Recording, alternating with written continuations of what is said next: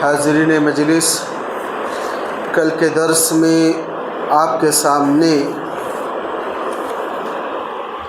سورہ بقرہ کے شروع میں اللہ رب العالمین نے متقی پرہیزگار لوگوں کی جو صفات بیان کی ہیں، جو خوبیاں بیان کی ہیں، ان خوبیوں کو میں نے آپ کے سامنے بیان کیا تھا۔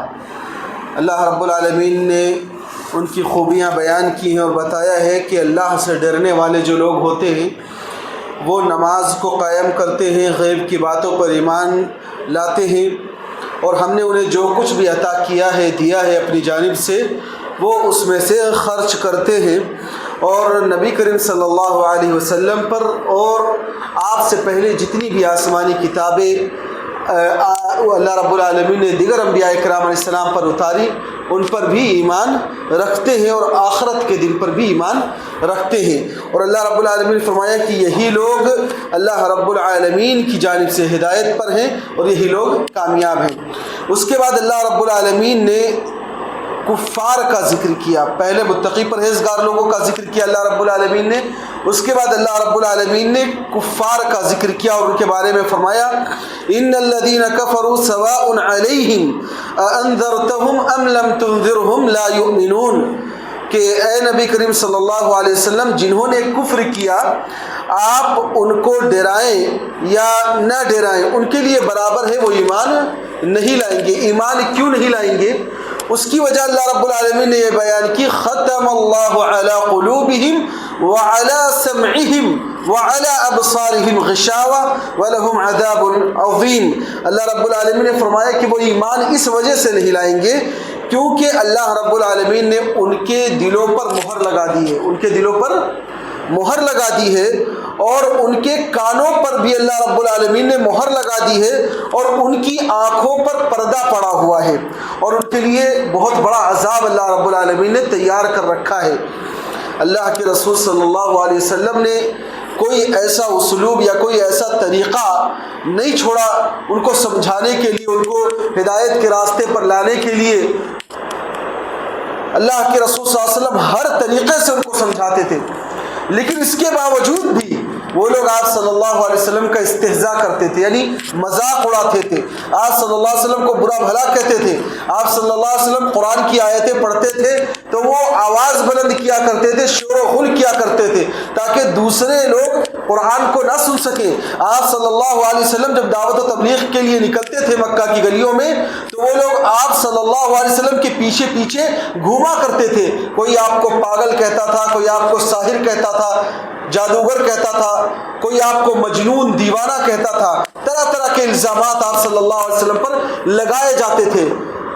مشرکین مکہ میں سے کچھ ایسے لوگ تھے جن کی سرکشی، جن کا ظلم اور جور اتنا زیادہ بڑھ چکا تھا، جن کا استہزاء اتنا زیادہ بڑھ چکا تھا کہ پھر ان کے دل پر اللہ رب العالمین کی جانب سے مہر لگ گئی کہ اب یہ ایمان نہیں لائیں گے۔ انہی میں سے ابو جہل تھا، ابو لہب تھا، یہ لوگ ایمان نہیں لائے۔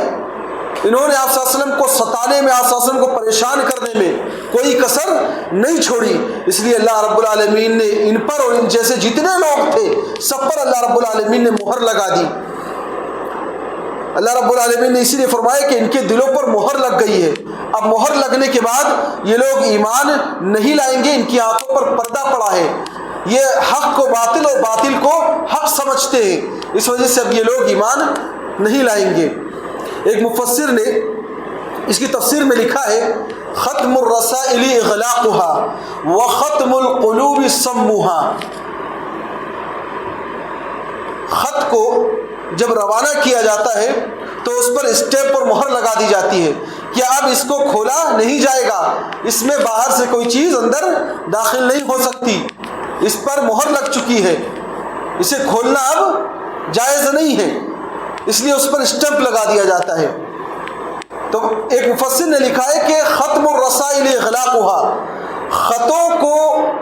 خطوں پر مہر لگانے کا مطلب یہ ہوتا ہے کہ اس کو بند کر دیا گیا ہے، اب اس میں باہر سے کوئی چیز داخل نہیں ہوگی۔ وختم القلوب سمها، اور دلوں پر مہر لگانے کا مطلب یہ ہے کہ اللہ رب العالمین دلوں کو بہرا کر دے، حق کو پہچاننے سے، حق کو سمجھنے سے اللہ رب العالمین دلوں کو اندھا کر دے۔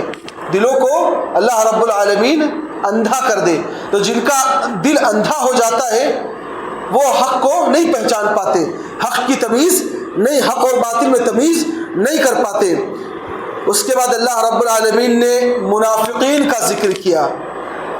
منافقین ان لوگوں کو کہا جاتا ہے جو ظاہری طور پر اسلام کا دعویٰ کرتے ہیں, مسلمان ہونے کا دعویٰ کرتے ہیں کہ ہم مسلمان ہیں, لیکن اپنے دل کے اندر نفاق کو چھپا کر رکھتے ہیں, اپنے دل کے اندر کفر کو چھپا کر رکھتے ہیں. وہ ظاہری طور پر مسلمان ہوتے ہیں لیکن اندر سے دل ان کا اسلام کو قبول نہیں کرتا ہے, وہ اندر سے مومن نہیں ہوتے. مکہ میں منافقین موجود نہیں تھے, صرف کفار تھے, یا یہودی تھے یا پھر عیسائی تھے, لیکن مکہ میں منافقین کا وجود نہیں تھا. منافقین کب وجود میں آئے؟ جب اللہ کے رسول صلی اللہ علیہ وسلم ہجرت کر کے مدینہ پہنچے. مدینہ پہنچنے کے بعد وہاں پر دو بڑے قبیلے تھے, اوس اور خزرج, اور پھر یہودیوں کے قبیلے تھے, تین بڑے قبیلے تھے, بنو قریظہ, بنو نضیر اور بنو قینقاع. یہ تین بڑے قبیلے یہودیوں کے تھے, اور دو مدینہ کے جو باشندے تھے ان کے دو بڑے قبیلے تھے, ایک اوس اور خزرج. اوس اور خزرج میں مسلسل لڑائی ہوتی رہتی تھی.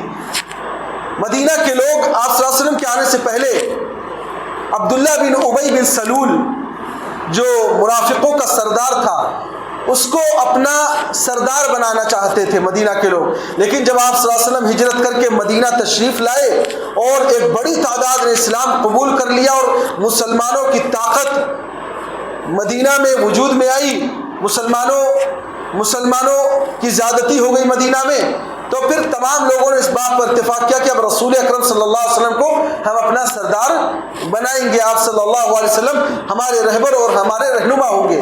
اب چونکہ عبداللہ بن ابی بن سلول کو آپ صلی اللہ علیہ وسلم کے آنے سے پہلے لوگ اپنا سردار بنانا چاہتے تھے, لیکن آپ صلی اللہ علیہ وسلم کے آنے کی وجہ سے وہ سردار نہیں بن سکا, اس لیے اس نے ظاہری طور پر تو اسلام کو قبول کر لیا لیکن اس کے دل میں نفاق موجود تھا.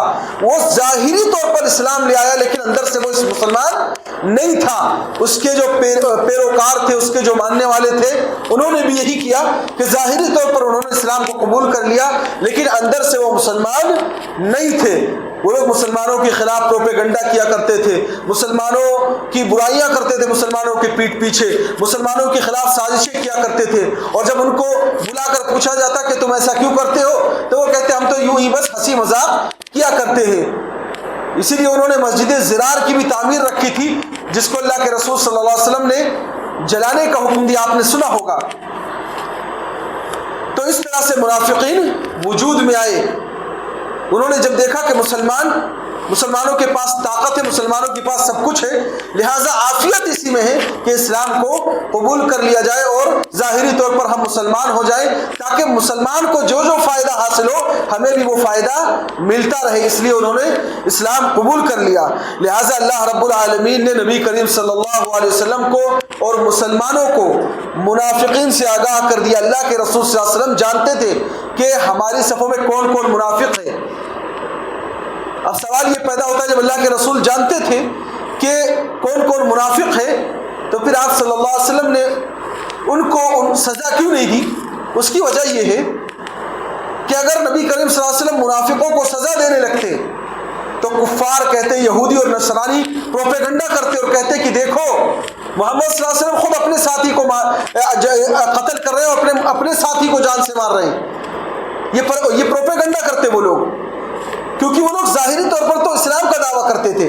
اس لیے اللہ کے رسول صلی اللہ علیہ وسلم وقتاً فوقتاً مسلمانوں کو, صحابہ کرام کو منافقین کی صفت سے باخبر کرتے رہتے تھے, منافقین کے بارے میں بتاتے رہتے تھے.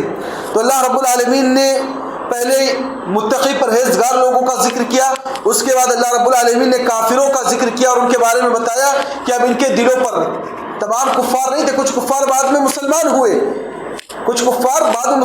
اللہ رب العالمین نے انہیں ہدایت سے نوازا, لیکن کچھ کفار ایسے تھے جن کے دلوں پر اللہ رب العالمین نے مہر لگا دی اور وہ مرتے دم تک کفر کی حالت میں رہے اور کفر کی حالت میں ان کی وفات ہوئی. جیسا کہ میں نے بتایا ابو جہل اور ابو لہب اور ان کے جو پیروکار تھے بہت سارے لوگ تھے, تو کفر کی حالت میں ان کی موت ہوئی, کیونکہ اللہ رب العالمین نے ان کے دلوں پر ان کی سرکشی کی وجہ سے, ان کی نادانی کی وجہ سے, ان کے ظلم اور جور کی وجہ سے اللہ رب العالمین نے ان کے دلوں پر مہر لگا دی تھی.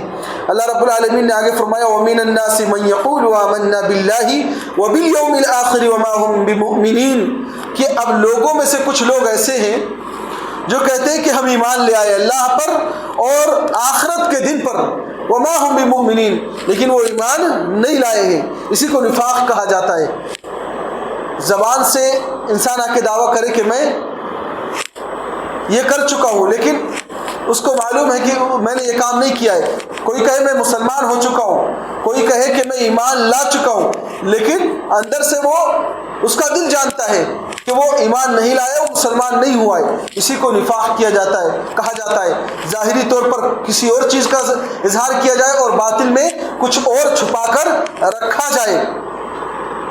اس لیے صرف قول کا اعتبار نہیں ہوگا کہ انسان کچھ بھی کہہ دے اس کا اعتبار کر لیا جائے گا. اصلی اعتبار عمل کا ہوتا ہے.